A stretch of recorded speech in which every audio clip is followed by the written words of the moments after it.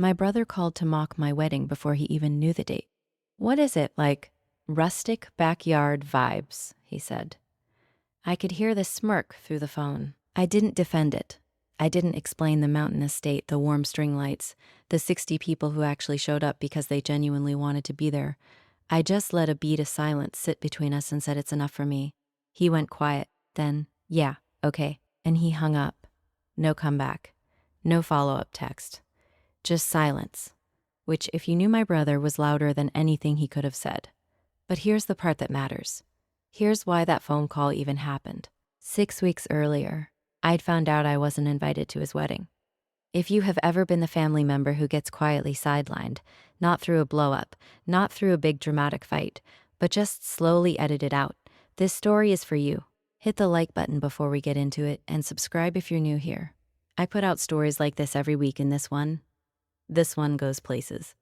Let's get into it. I was sitting in my truck in the parking lot outside my workshop when my grandmother called. It was a Tuesday, late afternoon. I had grease under 2 fingernails that wouldn't come out no matter what. My lower back ached from leaning over a workbench for 6 hours, and the inside of the cab smelled like sawdust and cold coffee. That's the version of me that got that phone call. Not polished, not put together, just tired and real. Grandma opened with, "I'm so glad you're feeling better, sweetheart." I said, "Feeling better from what?" A pause. "From being sick at Logan's wedding." My brain did something strange, like it skipped a beat and then tried to catch up. I asked her what she meant. She explained, carefully, gently, the way people explain something when they realize mid-sentence they've said too much, that Logan had gotten married last weekend. A full ceremony, a venue, champagne, guests, dozens of them, apparently, extended family, cousins I hadn't seen in years, even people I barely knew from my parents' church. Everyone, except me. And my family had told people I was too sick to come. I sat in that truck for a long time after we hung up. The engine was off. I didn't move. I just stared at the strip mall across the street and let that information settle into my chest like something heavy being placed on a shelf. Then I opened Instagram. There it was. My brother in a slate gray suit, beaming. My mother in a champagne dress, tears in her eyes. My father with his arm around Logan, the way he does in every photo. Proud, centered, present. The venue was beautiful. An estate somewhere with tall windows and white flowers and golden light coming through at that perfect late afternoon angle. 114 photos. I am not in a single one. What my family didn't know, what nobody in those photos knew, was that I had been engaged for 6 months. His name was Ryan. We'd met 3 years earlier, and he was the quietest kind of good. Steady, honest, completely uninterested in performing for anyone. He wasn't flashy. He didn't come from money, though he'd built a stable career through the kind of slow, unglamorous work my family would never respect. He drove a 4-year-old sedan. He wore the same brand of plain watch for 7 years. He thought carefully before he spoke. We got engaged on a hiking trail in October. No photographer, no announcement. Just the 2 of us in a ring he'd had custom made by a jeweler in town. And afterward we went and ate tacos at a place with plastic chairs and ate every last one of them. I had worn the ring every day since. My family had never noticed, not once. At Sunday dinners, not at the 2 family events we'd attended together, they'd shaken Ryan's hand and looked through him the same way you look through furniture. He wasn't interesting to them, and I apparently wasn't interesting enough for them to actually look at me. I want to be honest about something. My parents are not monsters. That would actually be easier. Monsters are simple. What they are is something quieter and more corrosive. They are people who love their idea of a family more than their actual family. And Logan fit that idea perfectly. He always had. I remember being 16 and building my first piece of furniture in the garage, a small cabinet, rough around the edges but mine. My mother came in, looked at it, and said, "That's cute." Logan made honor roll again. That was it. That was the whole conversation. I remember telling my father I was starting my own workshop at 24, that I'd secured a small lease and had 3 clients already. He nodded slowly and said, "It's good to have a hobby. But what's the plan if it doesn't work out?" Logan that same year got a promotion. There was a dinner, and then there was the Christmas, maybe 3 years before all of this, where the whole family sat around the table and Logan announced he was buying a house. Everyone erupted. cheering, toasting, my mother grabbing his hand with both of hers.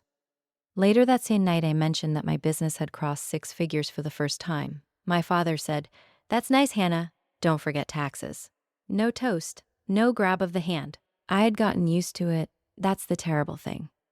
You get so used to being the background character in your own family story that you stop expecting anything else. You stop even flinching until you find out they held a wedding and told 100 people you were sick.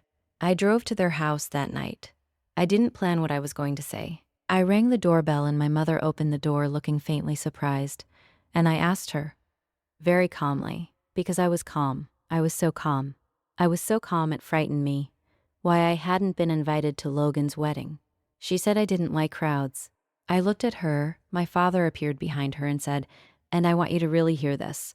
You don't fit that world, Hannah. It would have been awkward." And Logan, from somewhere in the living room, called out, "Yeah, you wouldn't have belonged there anyway." I stood in that doorway for a moment, and then I said, "Then don't expect an invite to mine." My father laughed, genuinely laughed, like I'd said something absurd. That laugh was the last thing I needed to hear. I drove home and sat in my workshop for a long time. Ryan was there. I told him everything. He listened without interrupting. That's one of the things about him. He waits until you're actually finished. And when I was done, he just asked, "What do you want to do?" I said I wanted to plan our wedding. For real. For us. We had been loosely thinking about it for months. Nothing concrete yet. But that night some thieving clarified. We wanted something small, intentional. A mountain estate about 2 hours out that we'd visited once for a friend's birthday and never stopped talking about. Maybe 60 people, just the ones who showed up. Not for the performance of it, not for the photo opportunity, but because they actually wanted to be there. We booked the venue 4 days later. I started the guest list in my workshop the following week. Sitting at my workbench with a notebook and a mug of tea going cold next to me, I wrote down name after name, friends, Ryan's family, my grandmother, my 2 closest cousins who'd always treated me like I was worth something. My parents' names were not on it. Logan's name was not on it. I stared at that list for a long time. I want to be honest here too. There was a moment, a real one, not a small one, where I almost added them. Not out of love, exactly. Out of something murkier. Out of some trained instinct to keep the peace, to not become the kind of person who does this, to wonder whether refusing to invite them made me as small as they'd been. I sat with that for a while, and then I remembered my father's laugh. The automatic dismissive laugh of someone who could not conceive that I had anything worth taking seriously. I closed the notebook. We sent invites out on a Thursday. I didn't tell my parents. I didn't warn them. There was no conversation, no dramatic confrontation, no announcement. We sent cards to the 60 people on our list, and that was it. My mother found out through my cousin. She called me that same evening, her voice doing the thing it does when she's hurt, but performing hurt rather than feeling it. Slightly too high, slightly too careful. She said she couldn't believe I wouldn't invite my own family to my wedding. She said she deserved to be there. I said, "You told people I was sick." Silence. "Hannah, you told a hun. Dread people I was too sick to come to my brother's wedding. You didn't call me to explain. You didn't apologize. You laughed when I said you wouldn't be invited to mine." I wasn't shaking. I wasn't crying. I was just very, very clear. "I'll talk to you another time, Mom." I hung up. The wedding was on a Saturday in early spring. The mountain estate had this quality of light in the late afternoon, golden and low, the kind that makes everything look like it's already a memory. There were 61 people there, including Ryan's younger sister who'd driven 8 hours to make it. There were string lights and mismatched wooden chairs and a table of food that 3 of our friends had actually helped cook. My grandmother cried twice. Ryan's father gave a toast that was 3 sentences long and somehow said everything. Nobody cared about the aesthetic. Nobody was performing. For the first time in my life at a family event, I didn't feel like I was being graded. We posted a few photos that night, just a handful, nothing staged, one of Ryan and me laughing at something his sister said, one of my grandmother holding my hand, one wide shot of the venue in that golden light.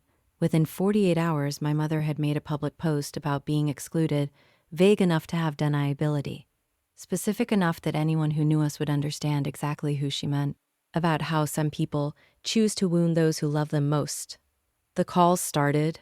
Relatives I hadn't spoken to in years, suddenly opinionated, accusations, someone used the word cruel, and then something happened that I had not planned for. Ryan's father, a quiet, methodical man who I had come to love for the same reasons I loved Ryan, made a single phone call to my mother.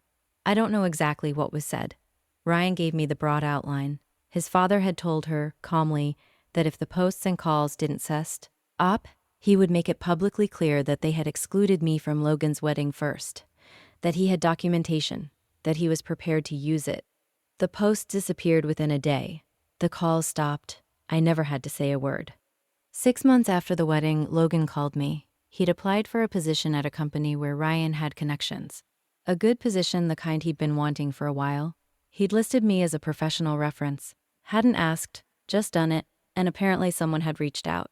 "I just need you to put in a word," he said. "It's not a big deal."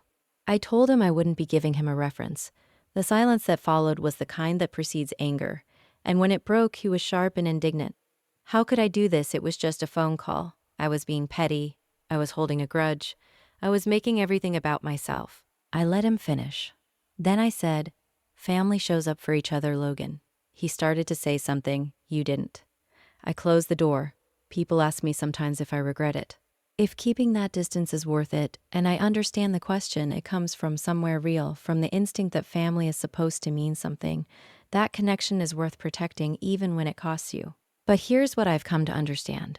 The people who excluded me from a wedding and then demanded inclusion in mine were never operating from love. They were operating from utility. I was useful when I was invisible. The moment I became visible on my own terms, I became a problem. You were never the problem. The only thing that changed was that you finally stopped pretending you weren't there. I want to ask you something, and I actually want to know your answer. Drop it in the comments below. Has there ever been a moment where someone in your family revealed, without meaning to, exactly how they saw you? Not in a fight, not in cruelty, just in a careless, offhand moment that you couldn't unknow? Because I think that's what my father's laugh was. Careless, reflexive, and completely honest. Tell me yours below. I read every single one. If this story meant something to you, hit like. It genuinely helps this channel more than most people realize. Subscribe if you're not already here, because I'm back every week. See you in the next one.